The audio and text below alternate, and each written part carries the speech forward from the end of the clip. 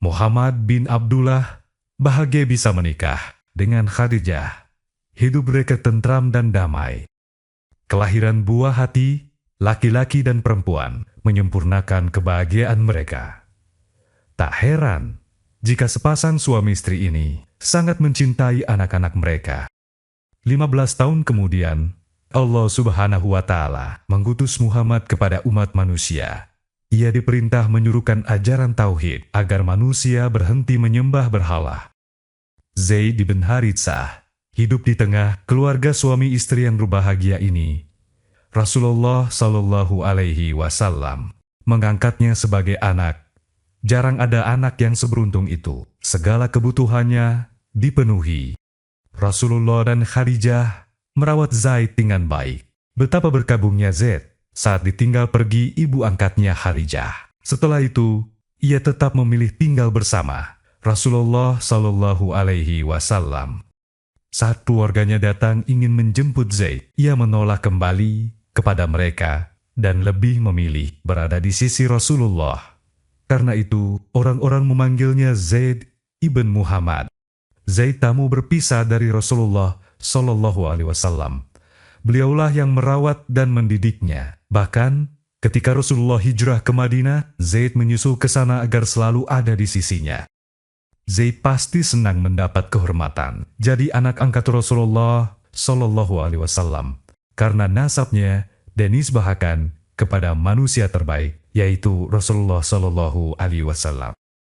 Namun, kehendak Allah Subhanahu wa Ta'ala sepertinya tidak sejalan dengan yang diinginkan Rasulullah dan Zaid. Suatu ketika Allah Subhanahu wa Ta'ala berfirman kepada Rasulullah Shallallahu Alaihi Wasallam, yang artinya Allah sekali-kali tidak menjadikan bagi seseorang dua buah hati dalam ronggannya, dan Dia tidak menjadikan istri-istrimu yang kamu zihar itu sebagai ibumu, dan Dia tidak menjadikan anak-anak angkatmu sebagai anak kandungmu sendiri. Yang demikian itu hanyalah perkataanmu di mulutmu saja, dan Allah mengatakan yang sebenarnya, dan Dia menunjukkan jalan yang benar. Panggillah mereka anak-anak angkat itu dengan memakai nama bapak-bapak mereka. Itulah yang lebih adil di sisi Allah. Dan juga kamu tidak mengetahui bapak-bapak mereka, maka panggillah mereka sebagai saudara-saudaramu seagama dan maula-maulamu, dan tidak ada dosa atasmu jika kamu hilaf tentang itu. Tetapi yang ada dosanya, apa yang disengaja oleh hatimu. Allah Maha Pengampun, lagi Maha Penyayang. Surah Al-Azab, ayat 4 dan 5. Dan Allah Subhanahu wa Ta'ala berfirman, yang artinya Muhammad itu sekali-kali bukanlah bapak dari seorang laki-laki di antara kamu, tetapi dia adalah Rasulullah dan penutup nabi-nabi, dan adalah Allah Maha mengetahui segala sesuatu.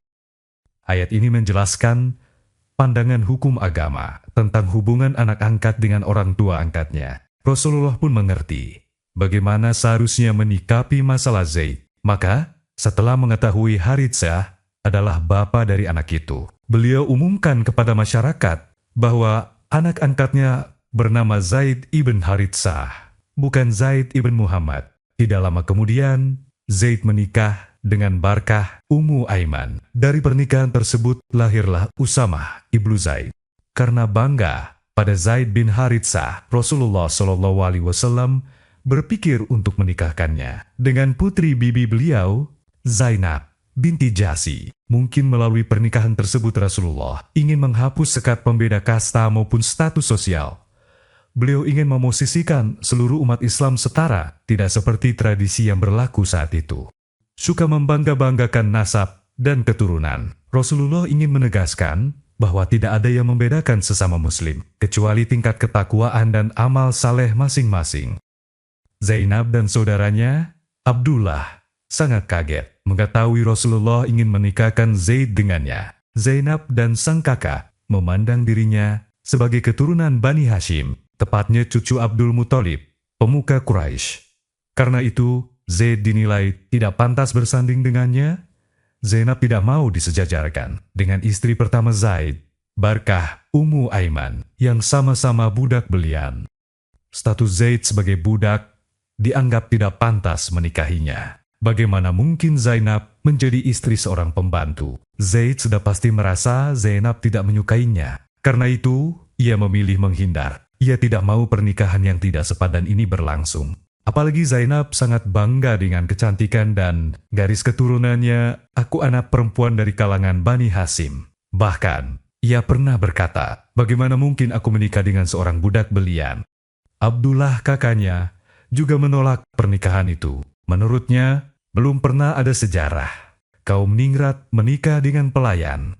Zainab berandai-andai bisa menikah dengan laki-laki yang sederajat, hidup bahagia seperti wanita lain. Karena itu, ia menolak tawaran Rasulullah Shallallahu Alaihi Wasallam. Sebenarnya, apa yang diinginkan Zainab bisa saja terjadi, tetapi kehendak langit ternyata tidak sama. Allah berfirman kepada Rasulullah Shallallahu Alaihi Wasallam, yang artinya, dan tidaklah patut bagi laki-laki yang mukmin dan tidak pula bagi perempuan yang mukmin, apabila Allah dan Rasul-Nya telah menetapkan suatu ketetapan, akan ada bagi mereka pilihan yang lain tentang urusan mereka. Dan barang siapa mendurhakai Allah dan Rasul-Nya, maka sungguhlah ia telah benar-benar sesat dengan kesesatan yang nyata. Al-Azab 36. Akhirnya, Zainab mau disandingkan dengan Zaid. Sedang Allah Maha Tahu, ia tidak sepenuhnya bisa menerima kenyataan itu. Semua itu ia lakukan untuk membuat Rasulullah senang agar tidak dicap durhaka. Dua mempelai dipersandingkan, hari demi hari yang dijalani bersama, secara perlahan-lahan, sebenarnya bisa menghapus sekat perbedaan di antara mereka berdua. Hubungan suami istri menjadi kesempatan emas untuk mempertautkan hati. Mereka pun bisa berbahagia dengan segudang cita-cita. Tetapi, kenyataannya sungguh berbeda. Rumah tangga mereka tidak disinari cahaya kebahagiaan. Zaid sebenarnya sudah berusaha keras untuk membahagiakan Zainab, tetapi hati sang istri sudah membatu, sulit dilunakkan. Ia tetap congkak dan sombong pada suaminya. Zainab merasa jalan kebahagiaan sudah buntu. Sementara itu Zaid tidak bisa mengubah pandangan sang istri pada dirinya sebagai budak, juga pada dirinya sendiri, sebagai keturunan pemuka Quraisy. Alhasil, mereka berdua semakin jauh, mendung hitam memayungi mahligai rumah tangga mereka. Sedangkan mimpi kebahagiaan tak kunjung bersinar. Konflik rumah tangga semakin meruncing. Akhirnya, Zaid menyampaikan masalah istrinya yang tidak mau melunak. Bahkan tegas, menyatakan tidak mau hidup bersanding dengannya. Lebih dari itu, Zainab melontarkan kata-kata yang tidak pantas, melukai hatinya. Jalan kebahagiaan semakin menjauhi mereka. Perasaan dan hubungan suami istri telah tercabik-cabik. Rasulullah Shallallahu Alaihi Wasallam sudah berusaha keras mendamaikan mereka. Beliau meminta Zaid untuk bersabar, juga menasihati Zainab agar tunduk pada sang suami. Selain itu, beliau juga memintanya tidak congkak dan sombong. Rasulullah sadar betul bahwa beliaulah yang mendorong mereka berdua untuk menikah. Karena itu, beliau juga merasa bertanggung jawab untuk mempertahankan ikatan suci itu di antara mereka. Beliau menaruh harapan besar. Mudah-mudahan Allah Subhanahu wa Ta'ala memberi mereka keadaan terbaik yang diinginkan. Jurang perselisihan antara Zaid dan Zainab semakin menganga lebar, mengerukkan samudera hati mereka berdua. Kepada Rasulullah, Zaid mengemukakan keinginan untuk menceraikan istrinya itu. Ia ingin melepaskannya. Siapa tahu masing-masing bisa mendapat cawan kebahagiaan yang selama ini didambakan bersama orang lain. Tetapi Rasulullah menyarankan agar Zaid tetap mempertahankannya. Beliau bersabda, "Wahai Zaid, tahanlah terus istrimu dan bertakwalah kepada Allah." Namun, rumah tangga mereka seakan mustahil dipertahankan. Matahari kebersamaan mereka telah tenggelam. Karena terus begitu, mereka sepertinya harus berpisah. Zaid pun menceraikan Zainab. Setelah diceraikan, Zainab bisa bernapas lega. Impian yang dulu pernah bersemi, kini tumbuh kembali. Karena tak mampu diutarakan, ia memilih menyimpan dalam hati. Rasulullah SAW merasa bertanggung jawab atas anak pamannya itu. Sebab sudah tahu Zainab tidak mau. Beliau bersikeras ingin menjodohkannya dengan Zaid. Maka, begitulah kemudian batra itu berakhir. Zainab jadi sebatang kara, tidak ditemani anak atau suami.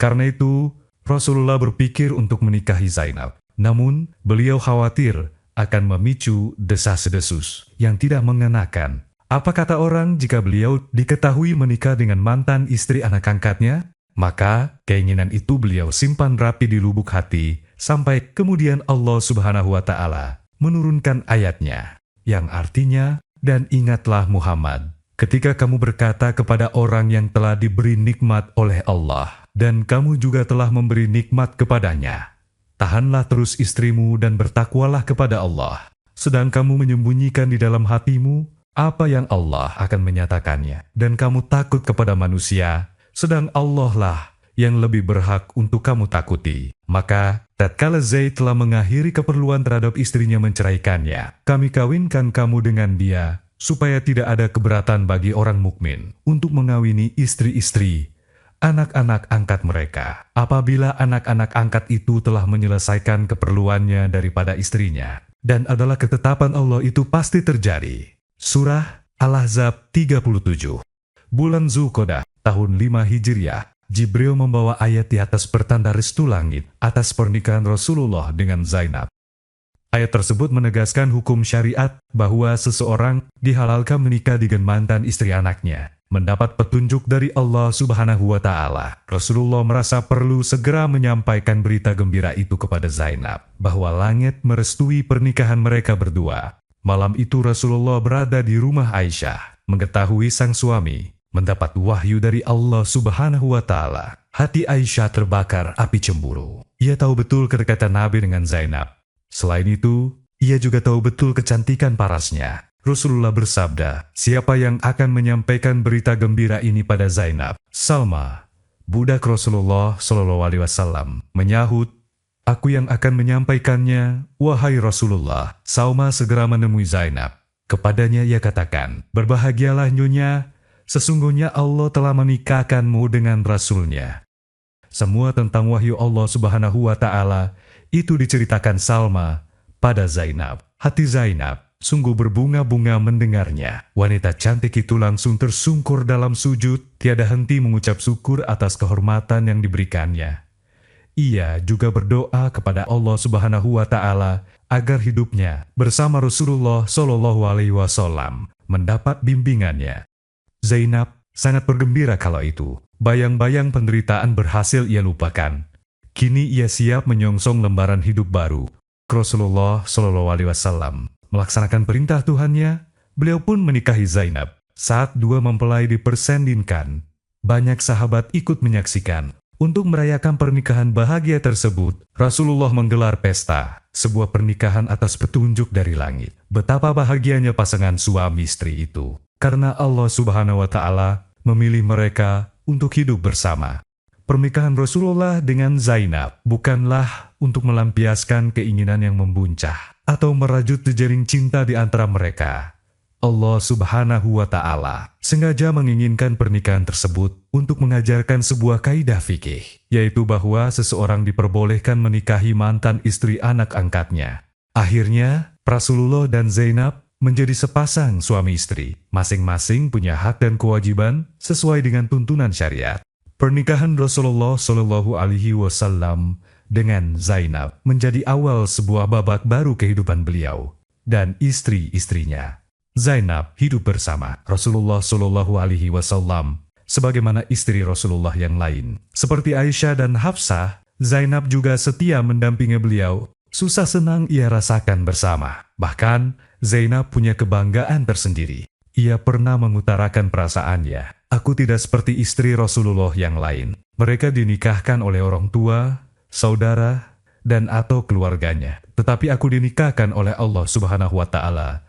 Tentang Zainab, Rasulullah bersabda, "Semoga Allah merahmati Zainab di dunia ini. Ia telah menerima kehormatan yang tiada duanya, yaitu bahwa Allah menikahkan aku dengannya." Zainab mendampingi hidup Rasulullah SAW.